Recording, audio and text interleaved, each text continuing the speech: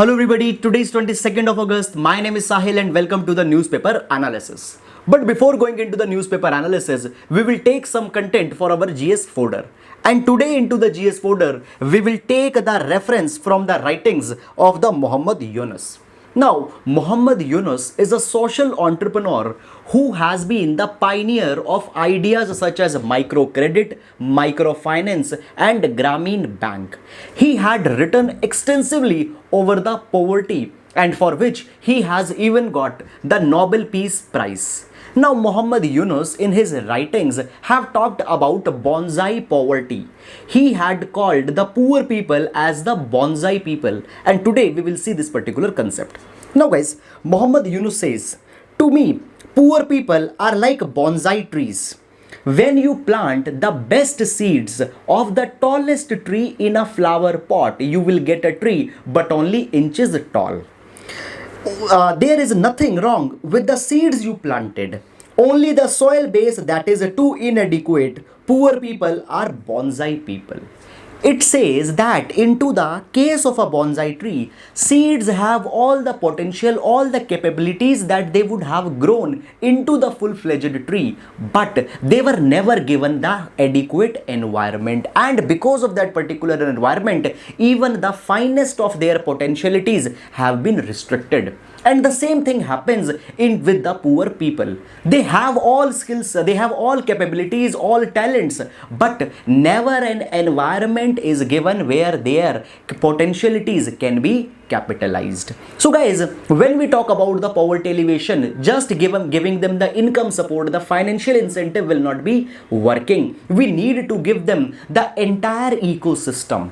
Institutional support needs to be given, societal support needs to be given, and the support by the way of government intervention is also to be given, so that a environment of fulfillness can be created. So guys, into your GS paper number 2, the poverty has been mentioned very specifically. So there you can use the concept of poor people as bonsai people, as well as into the topics of essay. Such thing can also be utilized. So that's it. And now let's take the newspaper analysis. Now friends, first of all, let's take the overview of the entire newspaper first. But before that, an important information. Friends, tomorrow there will be no issue of the Hindu newspaper because of the Vinayak Chaturthi. So therefore, tomorrow we will not be taking the newspaper analysis. It will be a holiday as there will be no paper to discuss. Then guys, taking up the first news, it pertains to the Supreme Court's direction onto the religious activities. So by this, we'll see it as an example of judicial activism. Moreover, we'll also see that how Indian model of secularism is different from the Western model of secularism. Then here, you can see that the scam into the Maternity Benefit Act has been mentioned. Now, into the GS paper number 2, the design of the government schemes is provided. So with respect to that, as well as with respect to the prelims, we'll see the issues into the NRHM. And the 2020 year is particularly important because this is the year when the scheme will be coming to the conclusion. Then, moving forward, the city news, nothing important has been mentioned. The same regional news, news with respect to the COVID, etc. has been given. Then moving, now here you can see that the new model with respect to the smart learning has been mentioned. So with respect to the community participation into the education, we will see some important points which can be utilized into the exam. Then coming to the next page, that is the editorial. So this first editorial talks about the US elections, however not important for our exam until something conclusive will be coming. Then this article talks as how the pandemic will be increasing the gap between the haves and have-nots, how inequality will be enhanced. Very good article with respect to the GS2 social justice. Then this article talks about all the actions that government has taken into the past 4 or 5 months. So any question onto the government intervention comes, it could be solved from this particular article.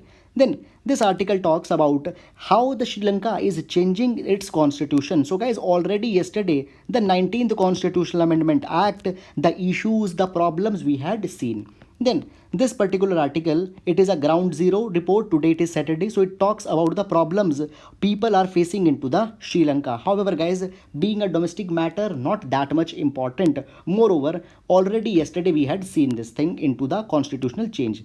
Then guys, moving forward, here we can see that the Kerala will be hosting the first Dragonfly Festival. So in that particular respect, with respect to prelims, some important information will be seen. Then here, the Congress had alleged the issue of the free elections during the present times.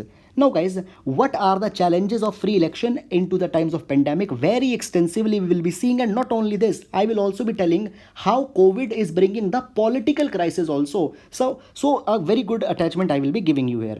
Then guys, this article talks as how the Pakistan and China are coming together against India onto the matter of Kashmir. Then moving forward, the regional news, not important.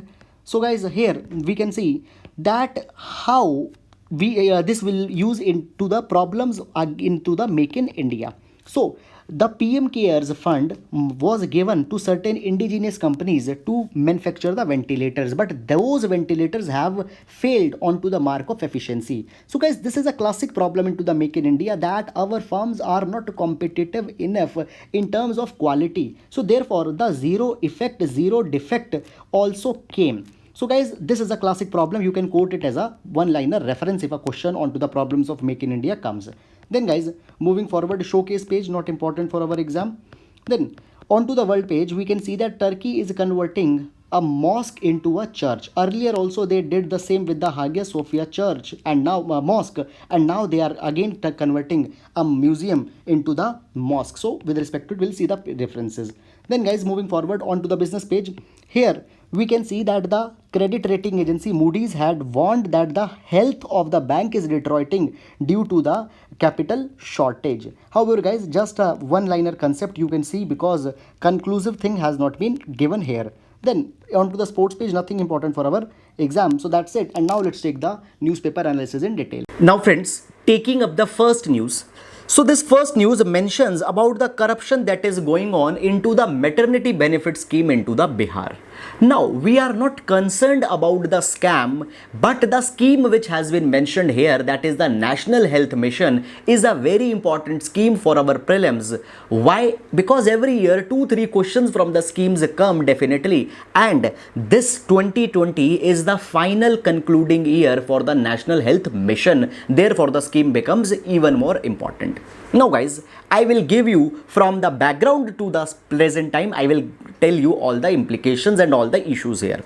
Now guys, first of all, government in 2005 started the concept of the National Rural Health Mission. Why? Because if you remember, article number 21 of the Indian Constitution talks about right to life, and right to life also has the component of right to health.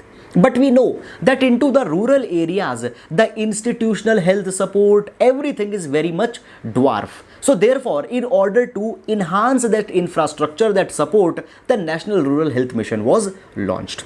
After a few years, government launched also the National Urban Health Mission, that is in 2013, and then both the components were merged under the National Health Mission, which was a comprehensive approach towards the health of the citizens. Now guys, the National Health Mission, it has specific targets. For example, MMR needs to be 1 for 1000 live birth. Then IMR needs to be 25 for 1000. Then total fertility rate needs to be reached at 2.1, that is the replacement level, so that our population stabilizes. Even if you remember, yesterday I told you that many of the states, even below 2.1 we had went, which might be a little bit disturbing also. However, coming back, then it needs to achieve the reduction into the anemia between the into the women between age of 15 to 49 years. And then finally, out of pocket expenditure needs to be reduced. Large number of people are not able to afford the health, so for them also we needs to make an enabling framework. Now guys, particular focus of the National Health Mission is on to RMNCHA, RMNCH plus A plus NCD plus CD. What is this? It stands for the reproductive health, maternal health, neonatal health, child health and adolescent health. Moreover, it also focuses on to the non-communicable diseases which are called as the lifestyle diseases, such as the heart attacks. Fine. Then it talks about the communicable diseases, for example TB. So all these are the areas of intervention. Whenever it comes, please mention RMNCHA plus A. Is it clear? So this is the entire focus of the National Health Mission. Now guys, coming on to the one component under this particular scheme, that is the Janani Suraksha Yojana, which has been mentioned here. Now guys, Janani Suraksha Yojana, it is a scheme which aims to increase the institutional delivery, hospital deliveries, so that the MMR, IMR can be reduced. Now guys, under the Janani Suraksha Yojana, the cash assistance plus delivery support, post-delivery support will be provided by the government. Now what happens here? Here, all the states have been divided in two categories. One are the low performing states and other are the high performing states. Now low performing states are the states such as the Uttar Pradesh, Madhya Pradesh, Jammu Kashmir, Odisha, Rajasthan, Assam, Chhattisgarh, Uttarakhand, Bihar and Jharkhand.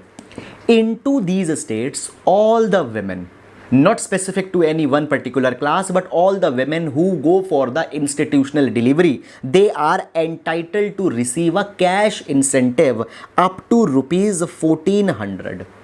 However, into the high performing states, they are the all the other states which have not been there into this particular category. So all states and union territories, if their women go for the institutional delivery, they will also get the cash benefit, but there only the BPL, scheduled caste and scheduled tribe women are eligible.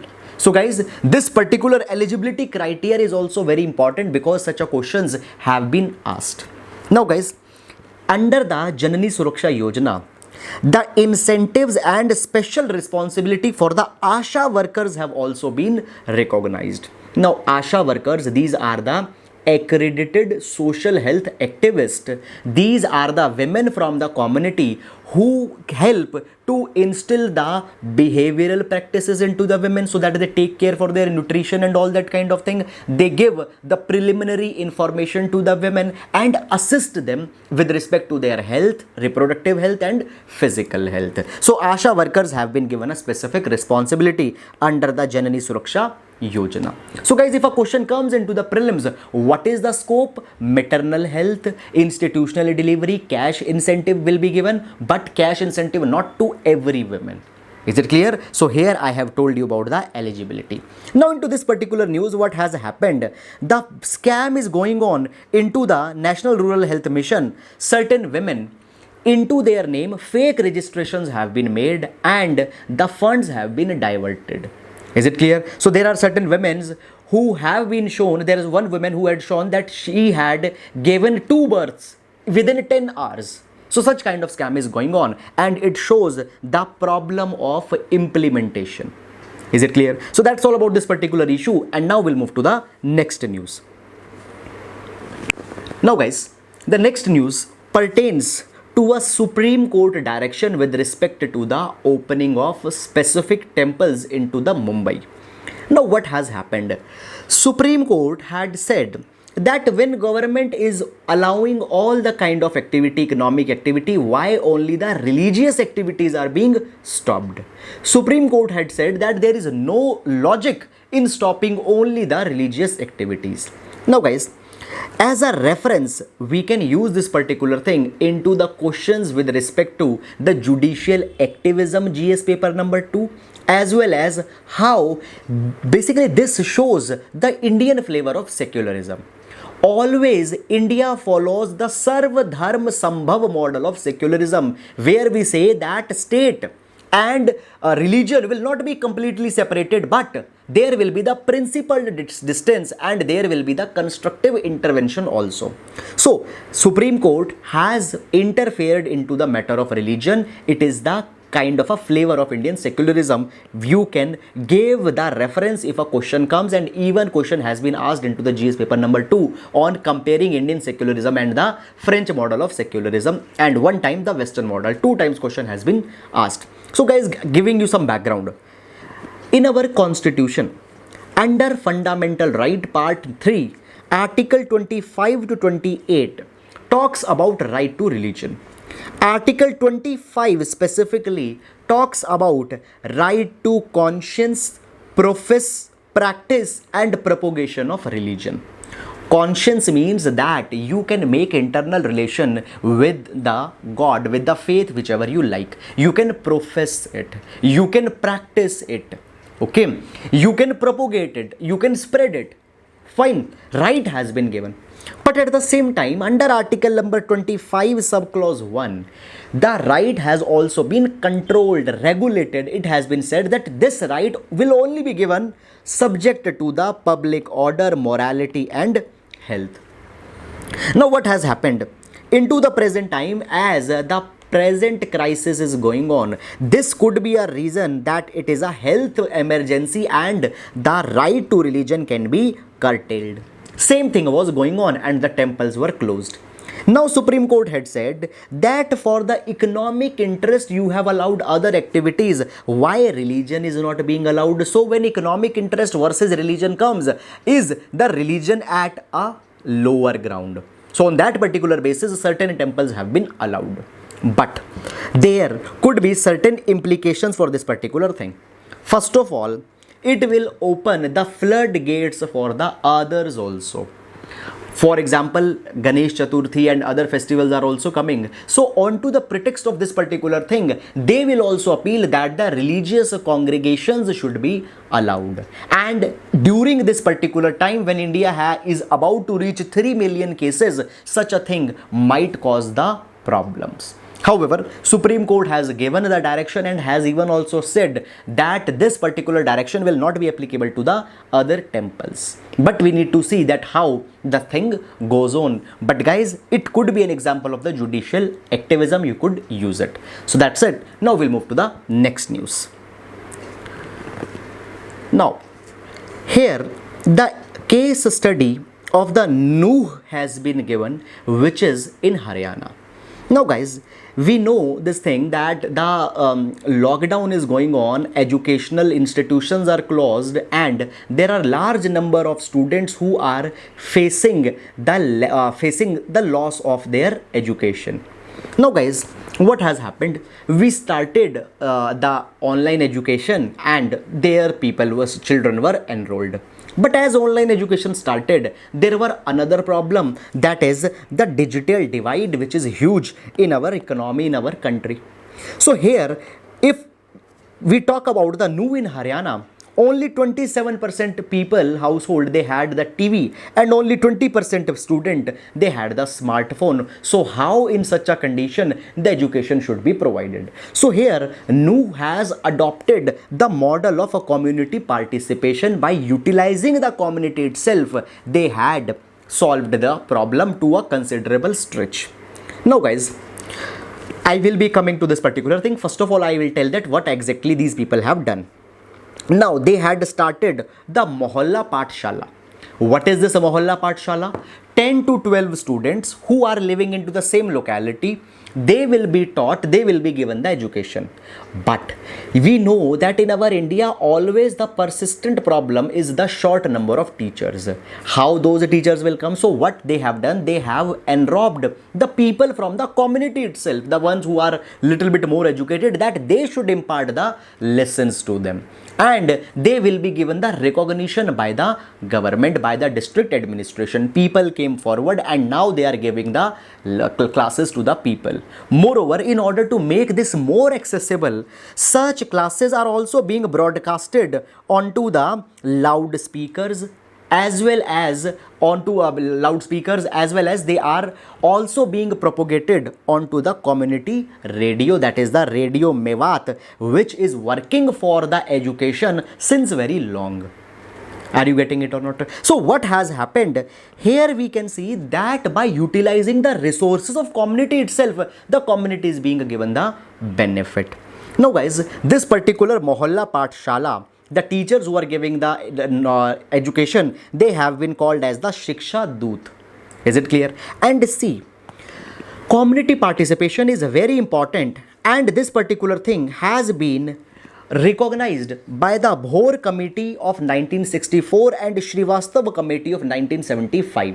Both these committees said that when the course of developing countries come, it is always advisable that you enrobe the community. Why? Number one, they will able to give you more resources and the state's expenditure will also be conserved. At the second time, when you involve the community, a kind of a new motivation comes and the behavioral changes can be installed very successfully. So guys, here the reference of the new community participation for education can be given into the GS paper number 2, issues of education, as well as an independent question can also be asked on this line. So that's it. Now we'll move to the next. Now friends, we are into the editorial section, and this particular editorial talks about all the reforms that has been taken by the government into the last few months since this crisis has begun.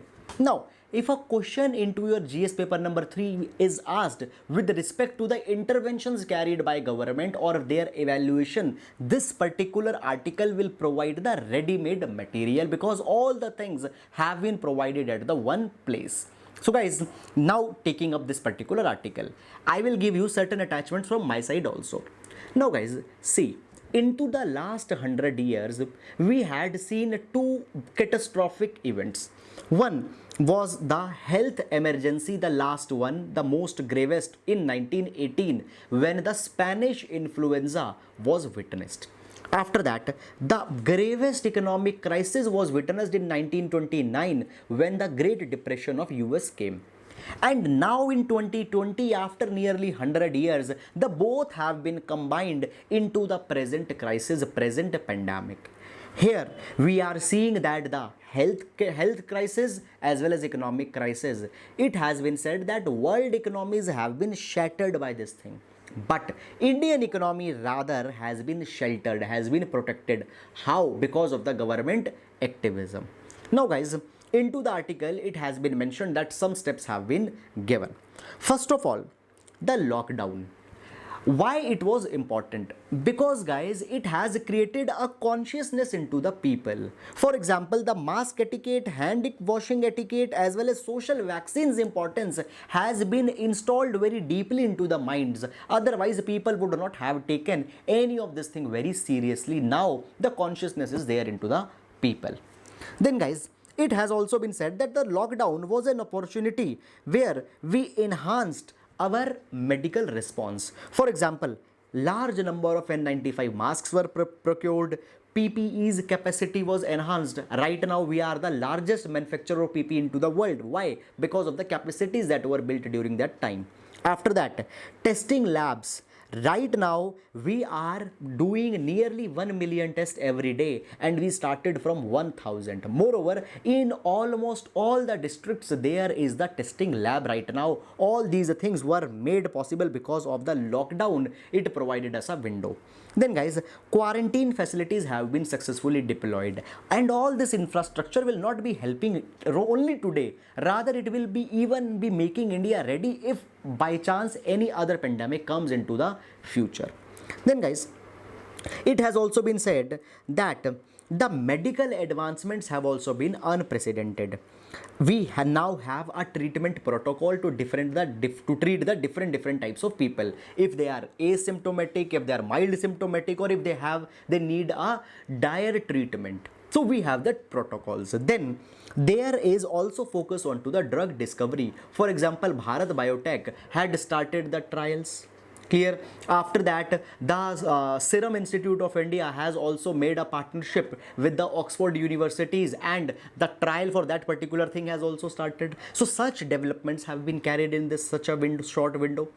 After that, guys, onto the economic front also, a large number of steps has been taken. For example, government announced the Pradhan Mantri Garib Kalyan Yojana, and in this particular scheme, some components were there. For example, it provided the food entitlement to 80 crore citizens. Is it clear? Enhanced extra food grains were to be given. After that, women, construction workers, and the people who were receiving the pensions, National Social Assistance Program, these people have given the additional cash transfers. Clear? After that, under the PM Kisan Yojana, farmers have been given the cash entitlement. Guys, under PM Kisan, the farmers are given 6,000 rupees in a year. So they have been given the entitlement here. Then the MG Narega has been expanded. Additional allocation of the fund has been made. Because of this also, the money has went to the people, and all these thing has what it helped. It helped in increasing the consumer goods demand. Now, when you get the food, you don't need to spend your own money, and when you're getting the cash incentive, then also you can spend on some other kind of goods. It will raise the aggregate demand, and when demand will be raised, the industries need to give the equivalent supply. They will hire the people, they will procure the raw material, and the economy will start. So this particular thing has happened. After that, guys, other institutional reforms have also been taken. For example, RBI and government had taken collectively a lot of reforms. What are the reforms? First of all, loan moratorium was given to the institutional borrowers as well as to the people who have taken the consumer loans. You were not required to pay your installments. Because of this, people conserved their money. Because of this, the MSMEs, their cash condition did not depleted. After that, Reserve Bank of India had successfully reduced the repo rate. Because of this repo rate, liquidity will go into the market. Banks will get a cheap credit from the RBI, and that cheap credit will be made available to the people. After that, tax filings for the individual as well as for the businesses have been extended, so that into this extended window they can fulfill their obligation. Then 3 lakh crore rupees package has specifically been given to the MSME sector. They will get a kind of a funding here. This particular loan will be backed by the government. MSMEs don't need to give any security, and by using this particular loan, they can further again re-establish their business. Then NABARD, a National Housing Bank, SIDBI, non-banking financial corporations, they have been given the refinancing facility so that they are also economically resilient.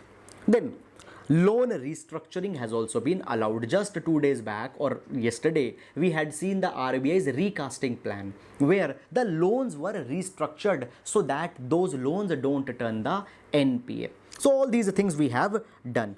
Moreover, guys, it has also been said that government came out with the Atmanirbhar Bharat Abhiyan, and there also a new spree of reforms came. First of all, for the agriculture sector, government passed a couple of ordinances. For example, the ordinance was passed by which the Essential Commodities Act was amended. Now, if a person stores the kind of tomatoes, potatoes, then he is not required to he will not come under the scrutiny. Earlier what happened, there were large number of food items which were reserved under the Essential Commodities Act. You can't store them, and if you can't store them, you can't involve into the food processing also. So such kind of things have been brought out of the Essential Commodities Act. After that, what has happened? APMC reforms. Earlier the farmers were required that they can sell their produce only into their local mandi. Now there is nothing like this. After that, contract farming has been allowed. Then 1 lakh crore rupees rural infrastructure fund has been given so that the farm gate infrastructure can be established. Then guys, into the defense also the reforms have come. If you remember, 101 items have been reserved that they will only be procured from the indigenous manufacturers. It will create the 4 lakh jobs. Moreover, 74% FDI has also been allowed into the defense so that they can bring the technology. We can become the manufacturing hub for the defense equipments. And guys, at the same time, into the coal sector also, some reforms have been taken. For example, liberalization into the coal has been made. It will provide the minerals for the exploitation. Industries can exploit such minerals, and even our export capabilities will also rise. Further, with respect to the PSUs, complete disinvestment has been allowed so that private sector can come, because guys, whenever private sector will come, it will bring the efficiency. And then all the into particularly the non-strategic sector, such a disinvestment has been allowed. So guys, it will conserve our, basically it will open up the industry, and at the same time into the strategic sector government will also keep the control. So if you can see, all these reforms have been carried step by step into the past few months, and it has actually sheltered the Indian economy. Guys, you may disagree with this particular thing also, because the article has been written by a parliamentarian belonging to the ruling party, but for our answer all the points have been given at one place. So that's it, and now we'll move to the next question, next topic. Now guys, this particular topic, this particular article provides as how the present pandemic will be enhancing the inequality. Is it clear? A very good article for social justice GS paper number 2. Now, see, a reference from a book, The Great Leveler, has been given, which is written by the Walter Scheidel. So Walter Scheidel in this book says that there are the two levelers which bring the equality. This is the pandemic, war, revolution, and the state collapse. It says that everybody suffers here, and because everybody suffers, everybody comes on to a level playing field. Now guys, the author of the article which we are discussing, it says that the present pandemic has not actually been an equalizer, rather it will be a big inequalizer. It will bring new inequalities. How? We'll see this thing. Now guys, it has been said that around the world, if we see the data, then the cases are not class neutral. It means that the people who are belonging to the poor, economic vulnerable class or social marginalized class, they have been more vulnerable. And the same thing is there into the India also. We started the lockdown, it was the most stringent lockdown. Is it class neutral or class or caste blind? It means that whether it was impacting other one class or more class. So it has been said that if we take the data from the Center for Monitoring Indian Economy, CMIE, their data tells us some picture. What it says? It says that the employment has been dropped in all classes of people. But what is the level of employment drop? That we will see here. From December 2019, data has been taken, and the data for the April 2020 has been taken, and it has been compared. So for the upper caste, employment reduced from 39% to 32%, 7 percentage point decrease. For SC, from 44% to 24%. You can see 20 percentage point decline. For OBCs, 40% to 26%, STs 48% to 33%. It means that people who are belonging to the lower caste, their employment has suffered substantially. Is it clear?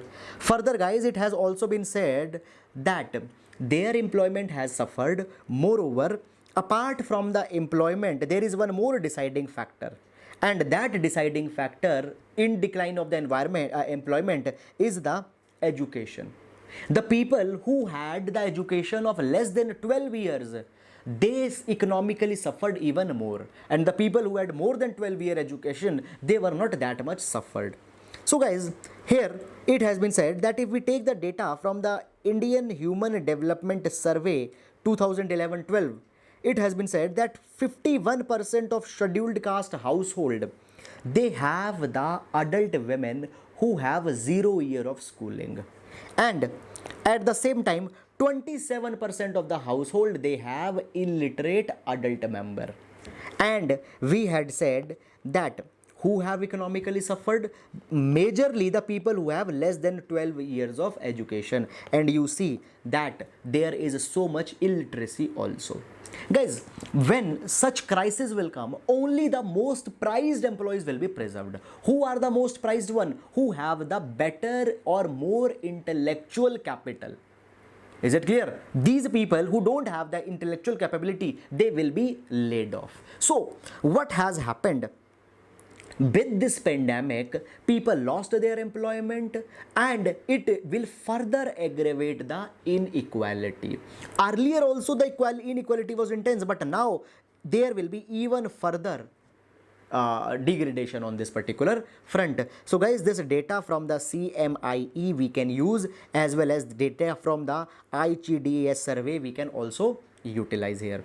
Then further, it has been said that one more inequality will come. What?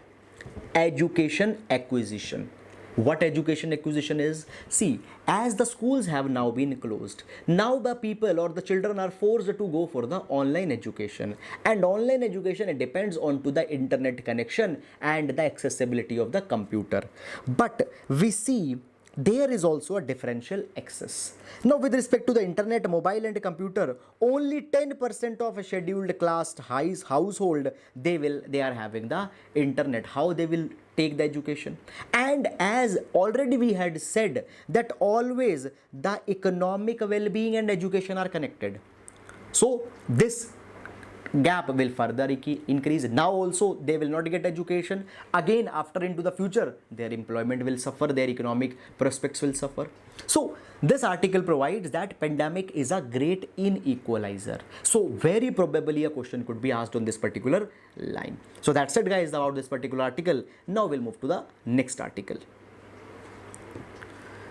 Now here you can see that the Kerala is hosting the Dragonfly Festival. Is it clear? Now guys, for the prelims this article is very important. First of all, dragonflies, they belong to a class of insects. They have a peculiar body structure. They will be having the elongated body, transparent wings will be there, and the large eyes will be there. These insects, maximum of these, they are found into the tropical region, but some of them are found also into the temperate. Is it clear? Then guys, into the Kerala, Thambi Mahotsav will be celebrated. So what is this Thambi Mahotsav? It is the annual dragonfly festival. For the first time it is being celebrated into the Kerala. Here the citizens will be brought together and they will be nudged that they should involve into the dragonfly backyard watch. They should observe the dragonfly. It is the citizen science project. Consciousness into the people will be enhanced for the preservation of such insects. They have a specific ecological role. Students will be sensitized with respect to the ecological importance of such insects. Then guys, what is the mascot? Pantalu. It is the mascot of this particular dragonfly festival. So please keep it into your mind. Now guys, the festival is being organized by large number of organizations. Who are they? Worldwide Wildlife Fund, then Bombay Natural History Society is involved, then Indian Dragonfly Society will be there, then the National Biodiversity Board, United Nations Environment Program, United Nations Development Program, and IUCN, International Union for Conservation of Nature, which releases the red list. So guys, it is a very high profile event which is going to be held, and please remember all these organizations because such questions have been asked earlier into the UPSC exam. So please keep it into your mind, the mascot and the features, the ecological anatomy of the dragonflies. So that's it friends, and now we'll move to the next.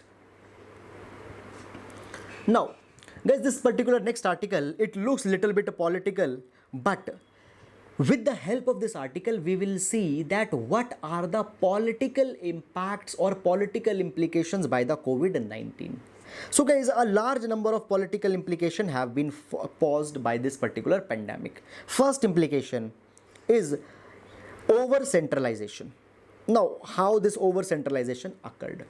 Now you know that large number of directions with respect to the lockdown, with respect to the restriction have been given by the government, and in most of these directions, what legislation government used? The National Disaster Management Act 2005, which provides the substantial power to the center.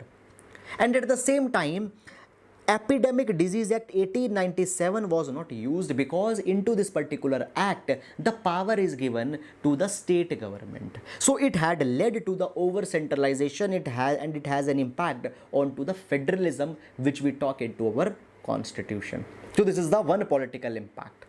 Second, Government went into the extensive surveillance around the world. For example, in India, Arogya Setu. Third, citizen abandonment. How this thing happened throughout the lockdown. Hospitals, for example, came with the triage policy. What is the triage policy? When the times are hard, what we will do, we will give the resources only to one who are into the most dire need.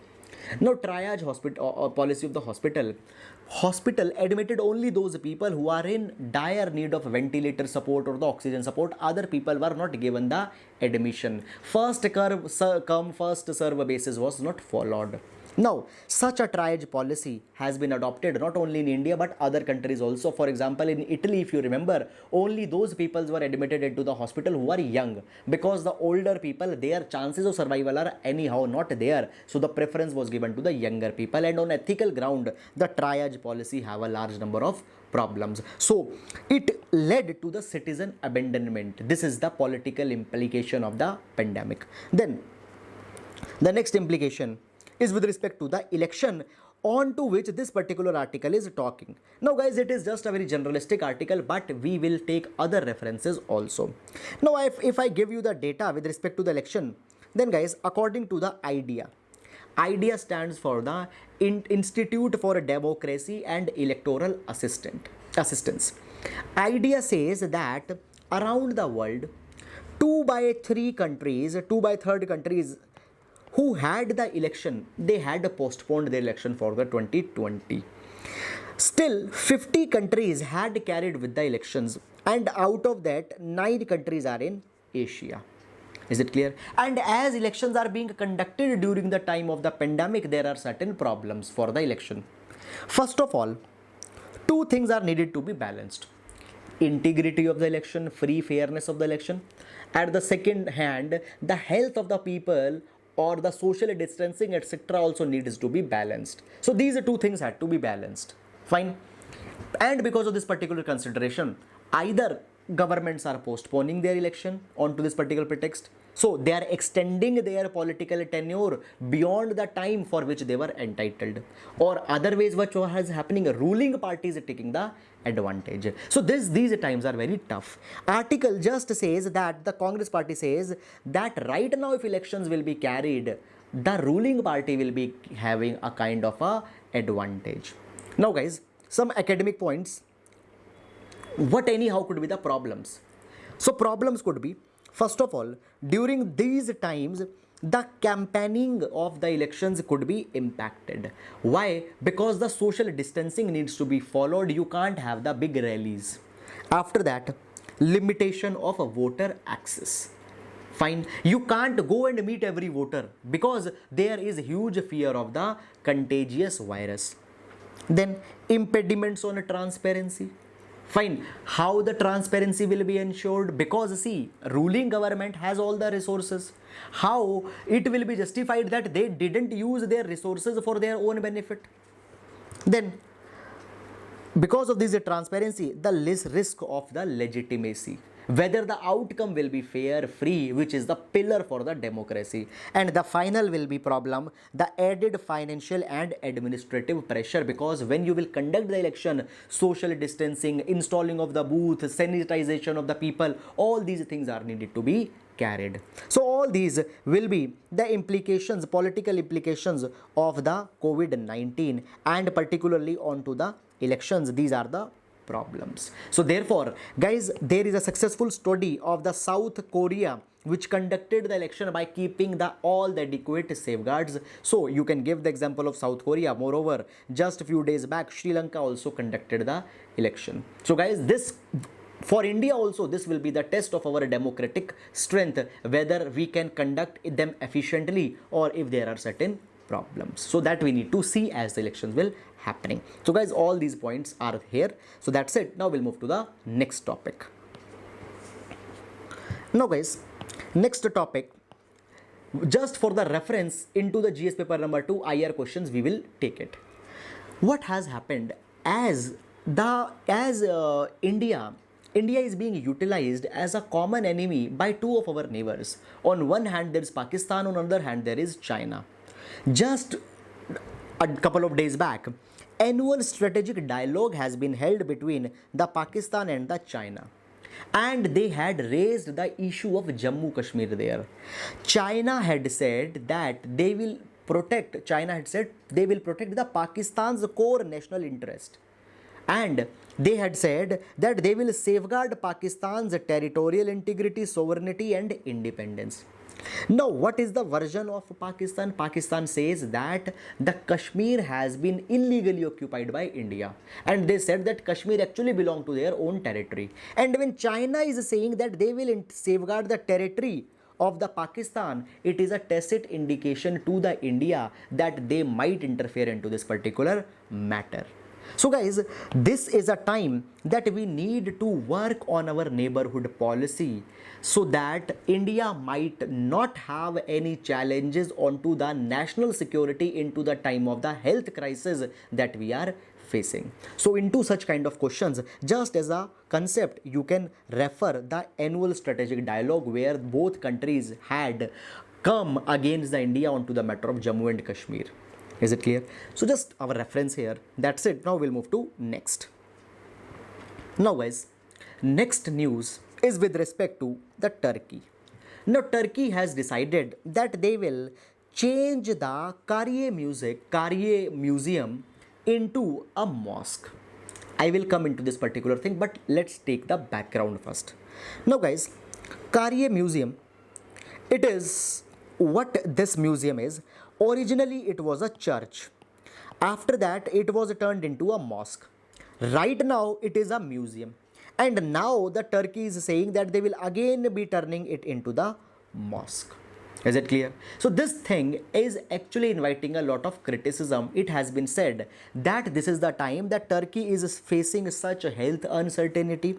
There is so inflation going on, economic crises are going on. The tension with the Greece is also increasing. If you remember, just 2 days back we had seen the conflict between the Greece and Turkey which is going on over the Mediterranean Sea. After that, because of all these things, Turkey is still concerned about raising the religious consciousness into the people. They are carrying a conservative nationalism. Conservative nationalism means a restricted nationalism. You only identified the nationalism with one religion. Such thing is not good into the present times, and it will send the bad signals throughout the Europe, particularly the Christian community. Why? Because a secular site, which was originally a church, is being converted into a museum. So for the regional peace, this particular thing is not good. So guys, when a question onto the crisis or the economic instability into the West Asia comes, we can mention this particular incident, number one. Now, with respect to the prelims, what is the importance of this particular museum? Now guys, see, this particular museum, Karye Museum, it is also called as the Kora Church or the Church of the Holy Savior, and it is located into the Istanbul. Now guys, see, this church originally belonged to Byzantine era, or it was a Byzantine church. Now what happened? I will give you a very brief lesson for the world history. See, Byzantine originally it was a part of the Greek civilization, Byzantine. Around 330 AD, Byzantine was invaded by the Romans. So there was a Roman emperor, Constantine, the great Constantine. He invaded the Byzantine, and onto the Byzantine the Roman Empire was made. So Roman Empire went till 1453. In 1453, Byzantine was attacked by the Ottoman Turks. And when the Ottoman Turks attacked, they made their Ottoman Empire. Is it clear? So, into the Byzantine Empire, there is a city that is the Constantinople. The Constantinople in today is called as Istanbul. Are you getting it or not? So, during the Byzantine Empire, when the Romans were ruling the Constantine, that is the present day Istanbul, that point of time, this particular church was made. When Ottomans attacked the Turkey, they changed this church into a mosque. And after all these things have been written here, what happened after the World War II? this mosque was converted into a museum. Now, this particular mosque has the finest of the frescoes and the mosaic art. Now, guys, frescoes, these are the paintings which are executed onto the wet surface. Is it clear? So, if you will go into the Ajanta, there are also large number of fresco paintings, and these fresco paintings, they have huge religious significance. For example, there is a fresco for the Last Judgment Day, which has a huge relevance into the Christianity. So, such frescoes are there, and such thing carry, when the Turkey is doing such thing with such relevant monument, it is not good. So, guys, that's it about all this particular news items, and now we'll move to the question section. Friends, please pause the video and try to answer the question. So question number 1 is with respect to the Swachh Sarvekshan survey. Please read the statement and identify the correct code. Now question number 2 is with respect to the tribal groups Irula, Muduka and Kurumba. Please read the statement and identify the correct code. Question number 3 is with respect to the recently announced Garib Kalyan Rozgar Abhiyan. Please read the statement and identify the incorrect code. Question number 4 is with respect to the Sardar Patel, who gave him the title Sardar, where he was given the title Sardar. Please read the statement and identify the correct code. Now friends, the main question for today. So this question is from GS paper number 3 and it is a 10 marker question. It says extraordinary health emergency is in the form of present pandemic requires extraordinary steps. In this regard, though government initiated certain reforms, but it also fell short on various regards. Discuss. Guys, please identify the different dimensions into the different sectors which are involved. So that's it, and I hope you have understood it. Thank you so much.